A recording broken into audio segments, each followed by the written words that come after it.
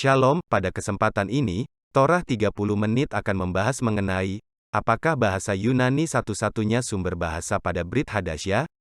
Adakah bahasa lainnya yang digunakan para rasul? Kami tidaklah menyatakan, bahwa pandangan kami pastilah benar, tetapi kami hanyalah memaparkan apa yang kami ketahui berdasarkan pendalaman yang sudah kami lakukan.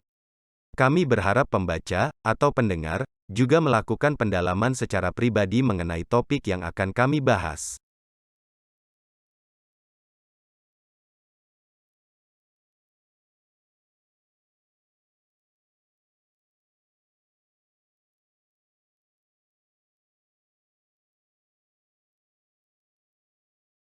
Kisah Para Rasul pasal 6 ayat 1, tertulis. Pada masa itu, ketika jumlah murid makin bertambah, timbullah sungut-sungut di antara orang-orang Yahudi yang berbahasa Yunani terhadap orang-orang Ibrani. Karena pembagian kepada janda-janda mereka, diabaikan dalam pelayanan sehari-hari. Kisah Para Rasul pasal 9 ayat 29, tertulis. Ia, yaitu Rasul Paulus, juga berbicara dan bersoal jawab dengan orang-orang Yahudi, yang berbahasa Yunani. Tetapi, mereka itu berusaha membunuh dia. Dalam 2 ayat di atas terlihat, bahwa ada orang-orang Yahudi yang berbahasa Yunani, artinya bahasa sehari-hari mereka memang bahasa Yunani, kemungkinan mereka lahir di luar daerah Israel, ataupun memiliki kepercayaan bangsa Yunani.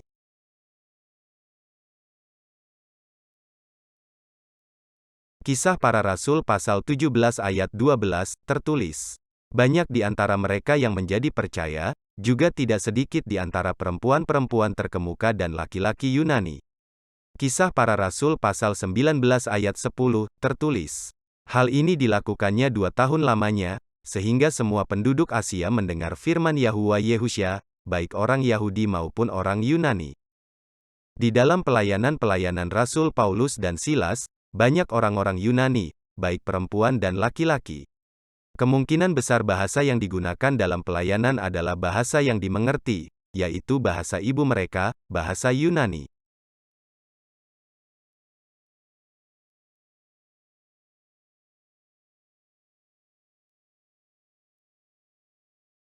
Asia Kecil adalah area pelayanan para rasul yang melayani di luar daerah Israel, pada umumnya berbahasa Yunani, baik orang asing yang tinggal dan menetap di sana, atau orang asing yang lahir di sana, dan penduduk asli Asia Kecil.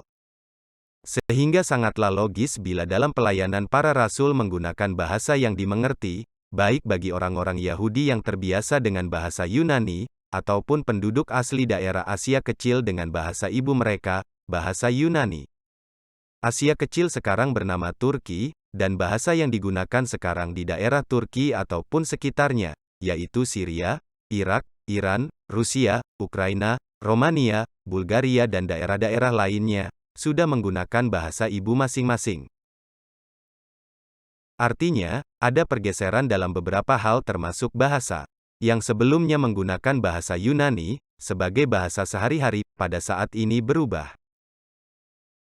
Hal ini juga terjadi di Israel, adanya perubahan bahasa, di masa Nabi Musa, setelah pembuangan di Babilonia, masa era Yehusya Kristus, dan masa setelahnya. Adanya perubahan dalam penggunaan bahasa dan tulisan yang digunakan.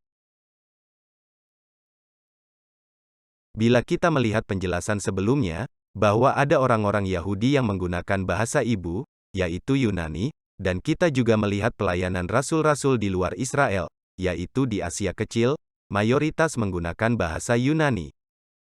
Maka bila rasul-rasul dalam menulis kitab-kitab menggunakan bahasa Yunani, sangatlah memungkinkan dan wajar. Dari 27 kitab yang ditulis oleh para rasul, apakah semuanya ditulis dalam bahasa Yunani? Apakah sebagian saja? Harus diingat bahwa kitab-kitab Brit Hadasya, atau Perjanjian Baru yang ditemukan, bukanlah tulisan asli dari para rasul. Baik itu satu kitab utuh, satu perikop, satu ayat, atau bahkan potongan kecil saja, tidak ditemukan sama sekali yang merupakan tulisan langsung para rasul. Hal ini sudah kami jelaskan di konten yang berjudul, Brit Hadasya atau Perjanjian Baru dan Sumber Aslinya. Linknya kami berikan di kolom deskripsi.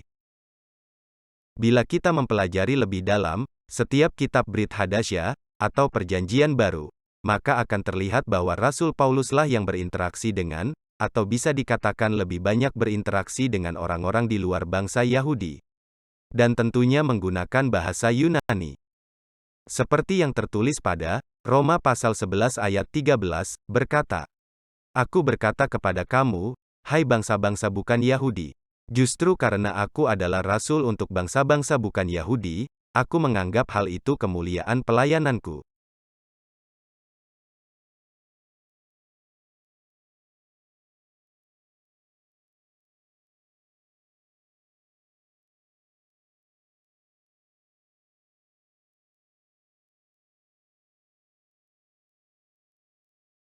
Kisah Para Rasul pasal 21 ayat 39, berbunyi, Paulus menjawab, "Aku adalah orang Yahudi, dari Tarsus, warga dari kota yang terkenal di Kilikia.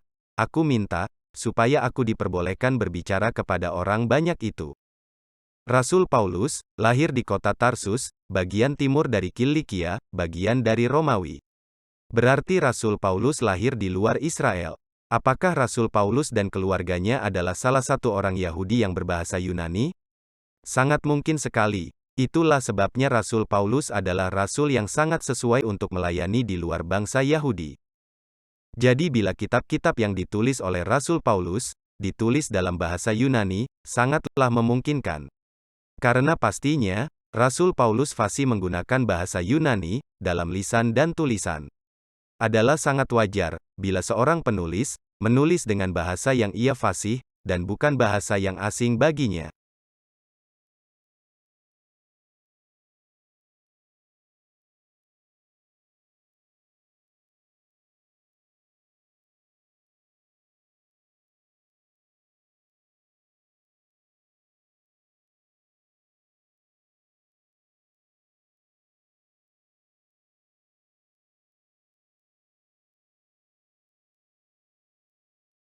Bila Rasul Paulus memang tidak asing dalam berbicara dan menulis bahasa Yunani, bagaimana dengan rasul-rasul lainnya? Karena kitab-kitab dalam Brit Hadasya selain ditulis oleh Rasul Paulus, juga oleh rasul-rasul lainnya. Matius pasal 26 ayat 73, berbunyi, "Tidak lama kemudian orang-orang yang ada di situ datang kepada Petrus dan berkata, 'Pasti engkau juga salah seorang dari mereka, itu nyata dari bahasamu.'" Pada saat itu Rasul Petrus sedang mengikuti Yehusya Kristus, diserahkan ke imam besar di kota Yerusalem. Kata bahasamu, dalam Matius pasal 26 ayat 73, bisa juga diterjemahkan dengan kata dialek, atau logat. Jadi orang-orang yang bertemu dengan Rasul Petrus mendengar, bahwa logat Rasul Petrus, tidak sama dengan mereka yang tinggal di Yerusalem. Berhubung orang-orang tersebut tetap dapat mengerti apa yang dikatakan oleh Rasul Petrus, dan begitu pula Rasul Petrus mengerti apa yang mereka katakan, bisa disimpulkan bahasa yang digunakan Rasul Petrus, mirip dengan bahasa di Yerusalem. Dan kemungkinan bukanlah bahasa Yunani. Karena ini berbicara dua bahasa yang mirip di Israel. Bahasa pertama yang umum digunakan di Yerusalem, bahasa kedua kemungkinan adalah bahasa Galilea, tempat Rasul Petrus berasal. Bahasa-bahasa apakah yang dimaksud? Dua bahasa yang berbeda, tetapi mirip, antara kota Yerusalem dengan Galilea. Bila Rasul Petrus menggunakan bahasa yang logatnya saja sangat kental dengan bahasa di Galilea, mungkinkah Rasul Petrus menulis dalam bahasa Yunani? Dalam menulis kitab-kitab, bukankah lebih baik bila penulis menulis dengan bahasa yang ia mengerti? Mungkinkah seseorang yang tidak terbiasa dengan bahasa asing, menulis dengan bahasa asing?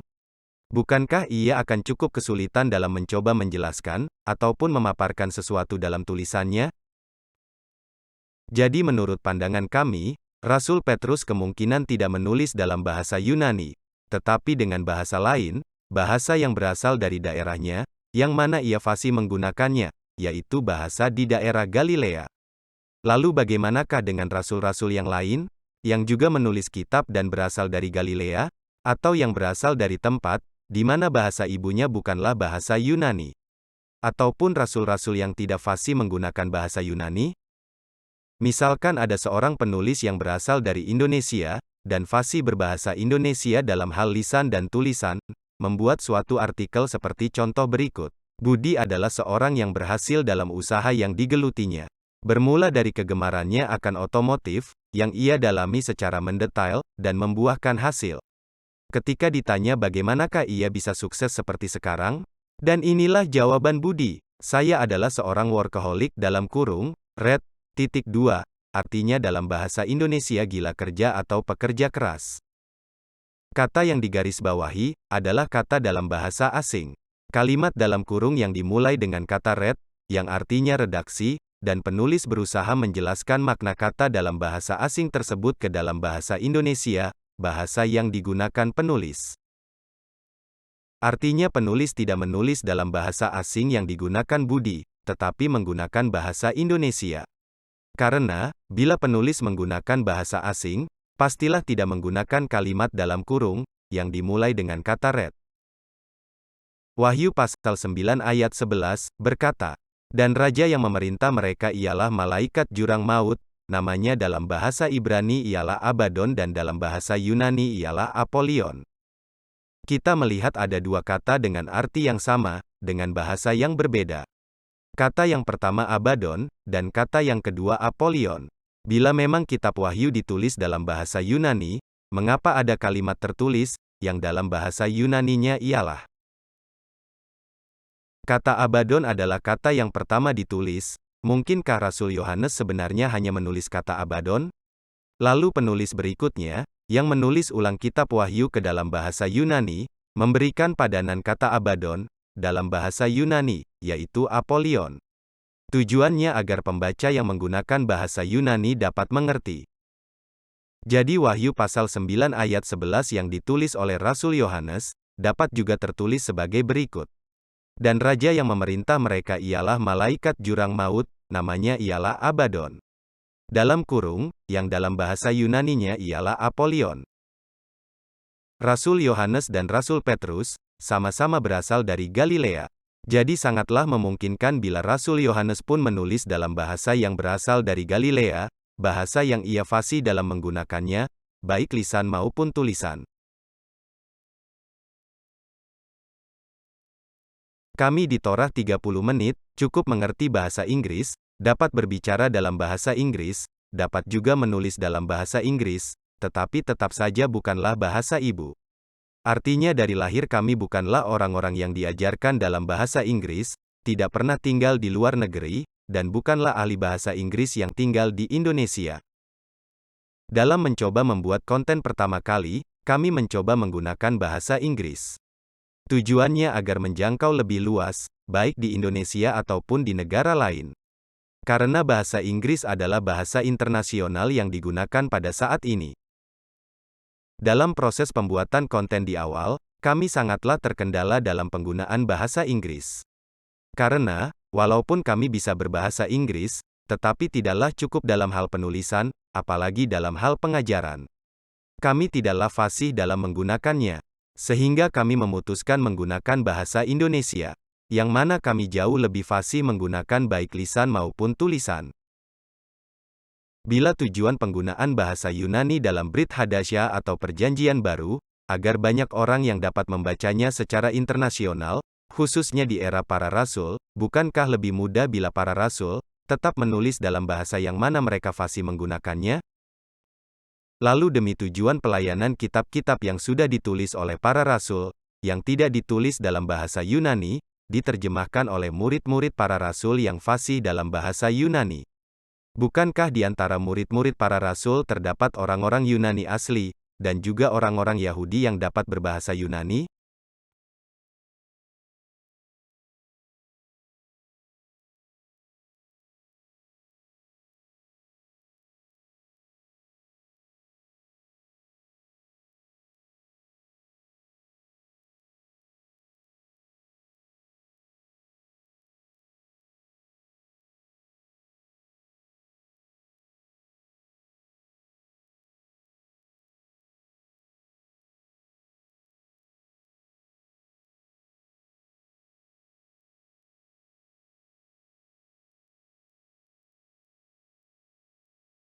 Mari kita lihat beberapa kemungkinan yang ada. Pertama, bahwa kitab-kitab yang ditulis oleh para rasul, semuanya ditulis dalam bahasa Yunani. Berikutnya, murid-murid para rasul menyalin semua kitab tersebut. Salinan demi salinan, yang dilakukan oleh para murid, dari tahun ke tahun, puluhan tahun, bahkan ratusan tahun, dalam menyalin tentu saja akan ada kemungkinan kesalahan. Kedua, bahwa kitab-kitab yang ditulis oleh para rasul, tidak ditulis dalam bahasa Yunani. Sehingga para murid, haruslah menerjemahkan setiap kitab yang tidak tertulis ke dalam bahasa Yunani. Dalam menerjemahkan, para murid mungkin akan mengalami kendala. Karena dalam bahasa Yunani, ataupun Ibrani, kata yang sama bisa berbeda arti. Hal ini sudah kami jelaskan pada konten sebelumnya, dengan judul Torah 30 menit, terjemahan-terjemahan dan sumber asli dalam Alkitab. Di dalam konten tersebut, kami menjelaskan bahwa satu kata dalam bahasa Yunani dapat diberikan arti berbeda-beda oleh masing-masing penerbit. Linknya dapat dilihat dalam kolom deskripsi. Ketiga, bahwa kitab-kitab yang ditulis oleh para rasul, sebagian ditulis dalam bahasa Yunani, sebagian lagi dengan bahasa yang para rasul fasih dalam menggunakannya. Pertanyaannya adalah, manakah yang paling mungkin membuat begitu banyak perbedaan? Dengan adanya fakta, bahwa kitab-kitab Brit Hadasya yang ditemukan begitu banyaknya, yang ditulis oleh banyak orang, antara temuan yang satu, dan temuan lainnya, dengan penulis yang berbeda, ditemukan perbedaan. Silahkan dilihat konten-konten berikut untuk lebih menjelaskan. Link ada di kolom deskripsi. Menurut pandangan Torah 30 menit, antara salinan atau terjemahan, maka kemungkinan terbesar yang membuat begitu banyak perbedaan, antara tulisan satu dengan tulisan lainnya, adalah terjemahan. Dengan alasan, satu kata dalam bahasa Yunani ataupun Ibrani dapat memberikan arti yang berbeda.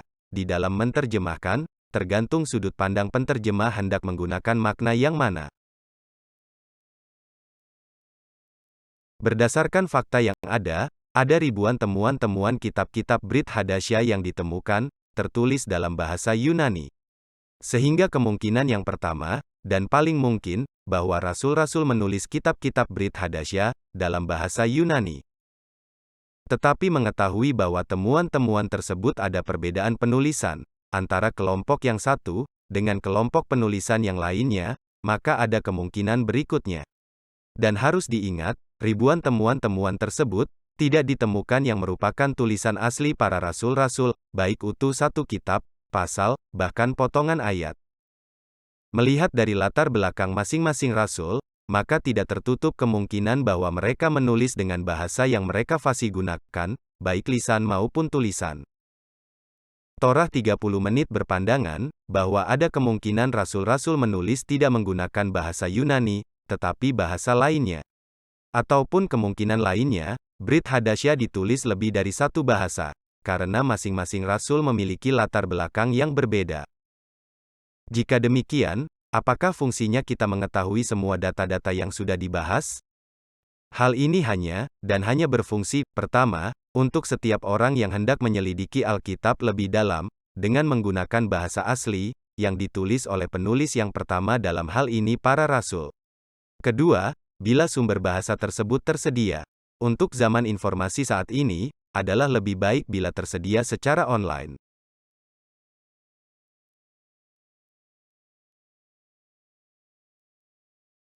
This content and others, based on what we find from seeking the truth. We encourage you to do your own research from Bible and other resources.